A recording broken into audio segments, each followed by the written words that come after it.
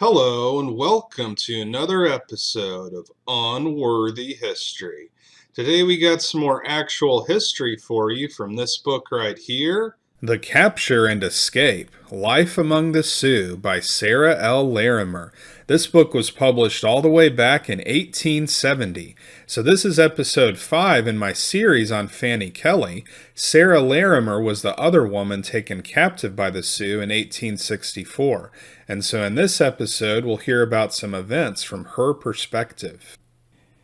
We traveled to the northward a little by west. I endeavored to keep the points of the compass, as a knowledge of the directions we took would be of assistance if retracing the country alone. We had, when first attacked, learned that our position was 15 miles from Fort Deer Creek, which I supposed was, as we were, 10 miles south of the Platte River. The bluffs into which we penetrated after crossing the river were not as precipitous as those on the other side, yet the horses trod over dangerous places that under calmer influences would have caused our courage to fail at the first step. But now the great anxiety we endured seemed to consume all minor fears. Intent on saving my child and returning to my husband, I rode on with an air of resignation. At early dawn, our way led down a precipitous bluff, and when the soft light of day was tinging the eastern sky, we emerged from the hills and entered a little valley that was covered with a luxuriant growth of grass. And through this valley flowed a stream of clear, cool water, spreading a delicious freshness around. Birds, awakening from their night's repose, left their perches among the boughs of the trees that grew along its banks to sing their morning songs, and brilliantly colored flowers opened their gorgeous cups to welcome the rising sun. The beauty and brightness of this scene seemed to mock our precarious situation, as we stood surrounded by more than 200 Indian warriors, not knowing but our lives were to be sacrificed to their caprice. Our fate seemed too doubtful to admit of repose, and while my child lay in a troubled sleep, I sat by his side, silently praying for God's protecting mercy, and could see the hills above us dotted with Indians, stationed as pickets to give alarm in case of the appearance of approaching danger. Our stay in this valley was about 2 hours, that the men might rest and the horses crop the grass along the banks of the stream. The Indians, seeming to have no regard for properly prepared food, carry no commissaries with them in their wanderings, a superstitious idea prevailing that if they depend upon other resources than the chase, beggary, theft, and misfortunes will attend them, and strange as it may appear, the peculiar superstition extends to mountaineers of the country, who always depend upon net and gun for food in their travels. No breakfast was prepared, and preparations for our departure were being made when an Indian advanced from the immediate presence of the chief with a message from His Royal Highness, which was intelligibly delivered. He said it was a great distance to the Indian village and over a dry, sandy country interspersed with but few grassy slopes and occasional creeks and but little timber, and it would be impossible for the child to endure the journey in safety, and most likely he would die along the way, and in consequence would become a feast for wolves, and he was now at liberty to go back. Involuntarily my eyes fell upon the little innocent helpless child, who sat upon the ground before me, when the Indian, seeming to divine my thoughts and understanding the futility of such an undertaking, well knowing too the inability of a child of his size to perform so great an undertaking even if no enemies were scattered along the road, added, "He may ride a pony which will carry him safely." This seeming kind offer caused contending emotions, and for a while I felt unable to decide. The child urged me to allow him to go, feeling confident in his innocent hopefulness that he could accomplish the undertaking in safety. But opposed to my dear boy's desire and earnest feelings was the recollection of the distance we had traveled through the long hours of the previous night, of the rocky hills, precipitous mountainsides, dark and gloomy gorges, the uncertainty of the points of the compass, ravenous beasts of prey, and the mighty river, and I was convinced that the undertaking was too dangerous for a child to accomplish. I therefore concluded that nothing but coercion or death should cause our separation. I realized that this seeming authority might cause our immediate separation or destruction, and almost fancied I saw my dear child taken from my sight forever, and his limbs severed from the body, and the mutilated remains left upon the ground to satisfy the hungry appetites of wolves or birds of prey, when the bones would be allowed to bleach in the sun and storms, while his flaxen curls would be used to ornament a warrior's belt, and entitle him to the honor of adding one more plume to his crown, as a signal that he had, by the violence of his own hands, sent a soul to that place from whence no traveler returns. While these contending emotions were filling my breast, the child stood silent and pale, looking hopefully, awaiting for me to determine. The Indian soon returned to learn what I had concluded to do, and my decision must be given. It was hard to determine, for the fate of my only child seemed suspended in a balance, and dangers lurked in every thought, as each moment seemed to draw him nearer to the brink of eternity. A tear stood in his eyes, and a tremor upon his pale lips, as the awful suspense culminated. I determined to make a desperate effort to save his life, and taking his hand, I advanced a few steps toward the Indian, and explained the result of my meditation. A frown of disappointment darkened his swarthy brow, and his eyes fell upon his bow.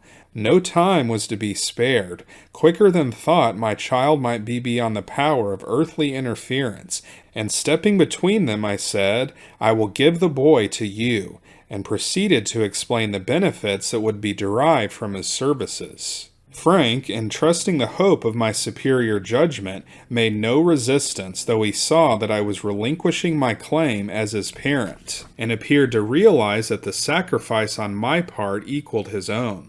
A spirit of resignation seemed to have come over him with the knowledge of my renewed fears, and not a glance of reproach could be seen in his eyes, nor a murmur escaped his lips, as he quietly bowed his head in submission. Placing my hand as if by chance upon the Indian's strong bow, I looked into the unrelenting features of the swarthy face with a painful anxiety that none but a mother under similar circumstances can know, and endeavored to detect any changing expression that might bring hope, and assured him of my confidence in his acceptance of my precious offering. With the belief that the stern expression of his countenance was softening, I proceeded to enumerate the benefits that would be derived from Frank's assistance in the Indian village, explaining how he would be taught to chop wood, attend to children, and bear burdens at home, and when on the chase for game in the hills, draw the bow and fire a gun, and dress the meat,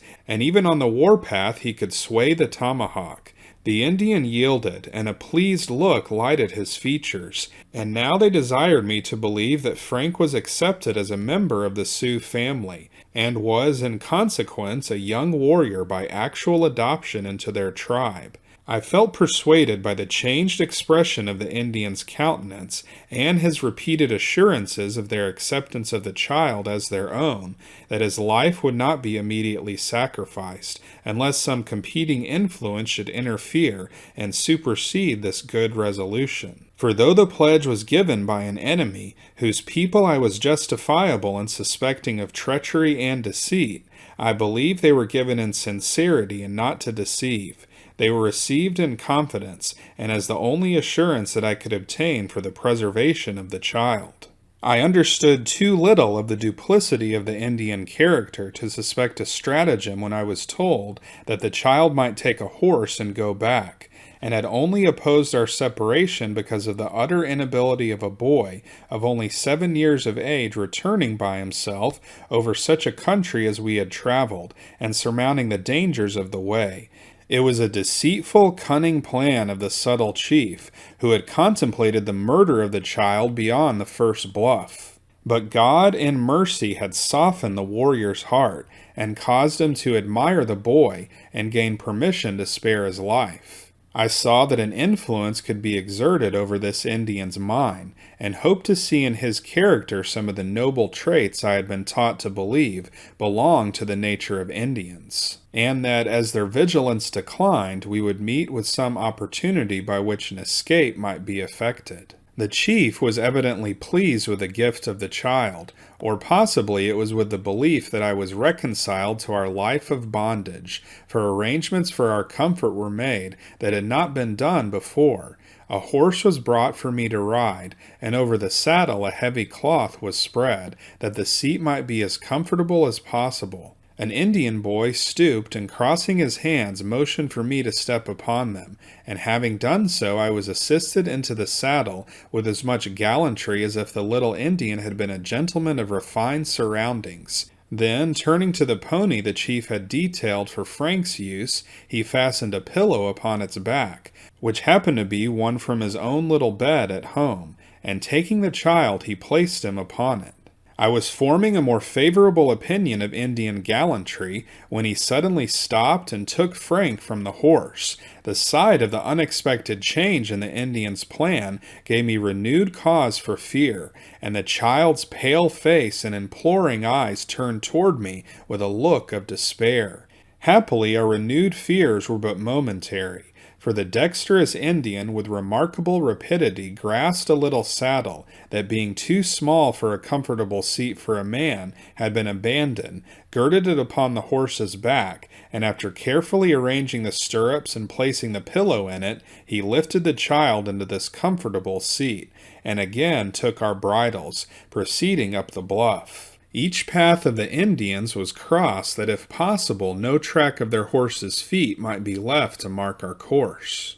At the camp our confiscated clothing had been in great demand, and each warrior that had been fortunate enough to possess himself of any article of our dress now arrayed himself to the best advantage the garment and his limited ideas of civilization permitted, and in some instances, when the toilet was considered complete, changes for less attractive articles of display were made with companions that had not been so fortunate as themselves in the division of the goods, that they might also share in the sport afforded by this derisive display. Their peculiar ideas of tasteful dress rendered them grotesque in appearance. One brawny face appeared among the laces, ribbons, and artificial flowers of my straw bonnet, evincing smiles of evident satisfaction at the superiority of his decoration over his more unfortunate companions, while another was shaded from the scorching rays of the sun by a tiny parasol, and the brown hand that held it aloft was thinly covered by a black silk mitten, which was the only article of clothing except for the invariable breechcloth that the warrior wore. The hand of another brave was seen vainly endeavoring to penetrate a delicate kid's glove, while laces and ribbons were strewn in profusion around his neck and arms. Vests and coats were invariably put on with the lower part upward. They all displayed remarkable fertility of imagination in their decorations. One youthful brave sported a high-crowned silk hat, and looked quite as comfortable under it as does an Eastern gentleman, but being derided by his more sensible companions, he threw it away in disgust, when it was immediately recaptured by a more frolicsome youth, and appropriated to his own use. The shirts, excepting the starched bosoms, were regarded as reasonable articles of clothing, and fans were used in the proper way. They seemed to think much of their stolen goods were frivolous, and in very many instances worthless, decorating themselves by way of derision. One old man, however, being partially civilized, and somewhat accustomed to white men's dress, having been a frequenter at the various military stations and at French trading posts, dressed himself that he might make a decent appearance, with black broadcloth pantaloons and coat, white shirt and silk vest, and black hat, all in their proper order, and when thus arrayed he had very much the appearance of a civilized man, especially as he conversed in the English language, and frequently when the others were exhibiting their ludicrous demonstrations, he assured us that no harm was intended. It has been said that the Indians are incapable of hilarity, that their laughter is but a mockery of the expression of merriment.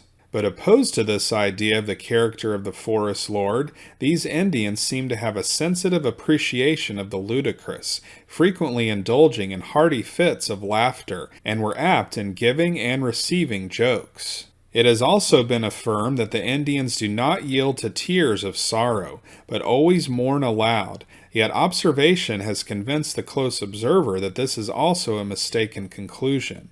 The day was excessively warm. The sand over which we traveled was scorching under the rays of the sun. The whole country, as far as the eye could reach, was covered with artemisias and salicornias, interspersed with cactus and optunia, and along the hillsides occasional spots of bunch grass could be seen. Fortunately, we were not compelled to leave our heads uncovered, as is the most usual custom among these Indians. Frank wore his hat, and I a sunbonnet. Though our speed did not exceed a quick walk, the journey, having been already much longer than we were accustomed to travel on horseback, was becoming extremely irksome, as the sun poured down its hottest rays, scorching the ground over which we traveled, and the country spread out before us a vast wilderness, seeming to be a little grave into which we were hastening. The pitiful face of the weary child aroused my courage to plead for a slower pace, with a feeble hope of being overtaken by pursuing friends. But the request was answered by the cheerless assurance that haste was necessary to safety, for if they were closely followed by our friends, our fate would be unquestioned, it being their duty to murder prisoners rather than relinquish them. So that's it for this episode. Here, Sarah Larimer was able to save her son Frank by giving him to the Indian chief to become a member of their tribe. So in the next episode in this series, we'll hear a story that the Sioux chief told to Sarah Larimer about his vengeful battles against the Comanches.